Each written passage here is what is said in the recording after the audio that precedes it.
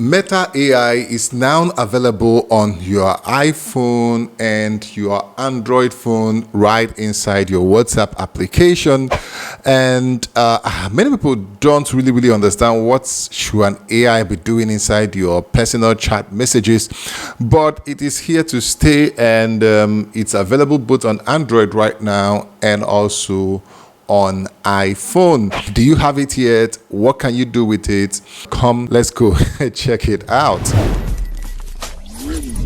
This is Smart Depot, and here again we want to talk about something very critical: Meta AI. I've been talking about this on Reels, on Shorts, but I feel it's time to actually give it a full go right here on a full video. So what is Meta AI? Meta AI is just Facebook's own version of, you might have heard of ChatGPT, you might have heard of Gemini from Google and all that is going on. Everybody now going AI. They have brought it in, and I was thinking it would take a long time before it comes to iPhone, because Facebook and iPhone are not the best of friends. But yeah, it's also available on the iPhone. So who is qualified to have Meta AI? Well, for Android, if you are on the latest update, you should get it. For iOS, I actually didn't update.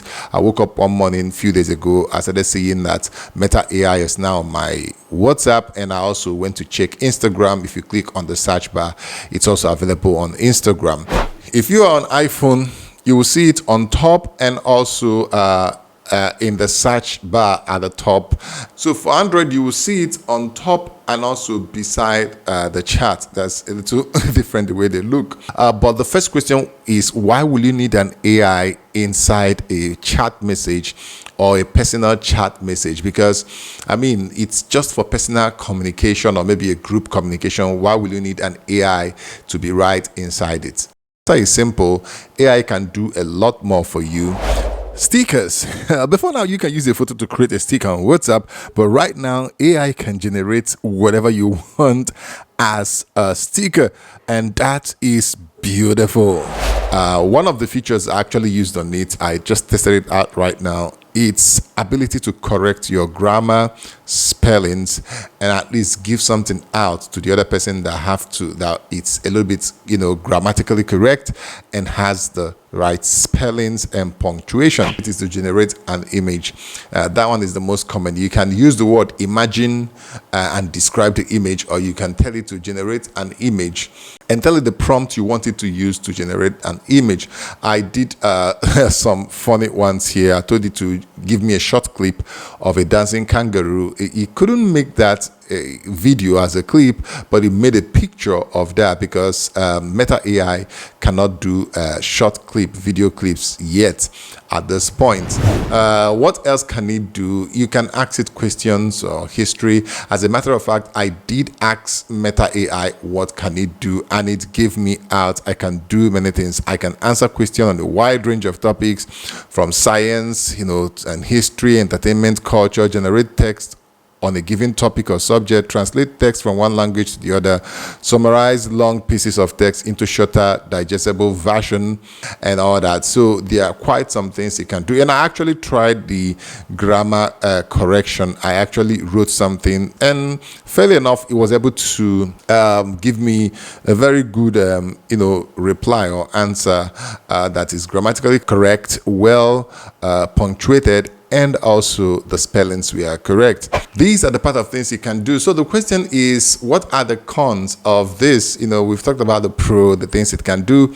I think the big disadvantage here is that many people are beginning to, suspect that Meta using their AI in chats can actually get location of someone even when you didn't give them the location.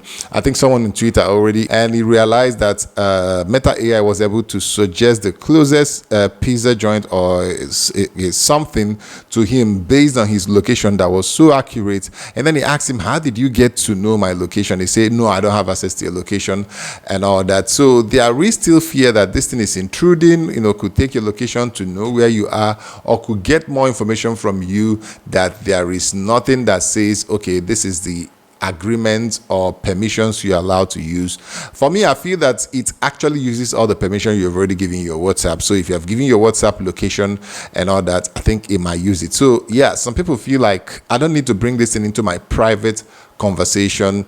So another disadvantage, when you are using it in a chat with somebody, you can actually use the word at Meta AI while you are chatting, and then you now ask it to generate an image or sticker. Both you and the person you are sending it to will see at Meta AI and all the prompts that you ask it to create. I wish they could do it in a way that if you use at Meta AI right inside chat, it will not show the other person that part. It will just deliver what you ask it to deliver without showing the at Meta and also the queries you put in for it to create an image or sticker or anything. I think that's another big con for me, and it cannot make short clip. I would have loved it to make short clip, maybe because of server resources, maybe because they are still starting or learning. It's not able to do short clips. Of course, the images also have this logo, imagine with AI, written round with AI logo inside. So every picture produced with Meta AI carries that logo. It's just a matter of time before people start taking it out with some other software, and it's maybe a good thing to make people know that this image was generated with AI. So let me hear from you in the comment section. What do you think about the AI? For me personally, I think it's here to stay. And are you using it? Is it yet on your phone?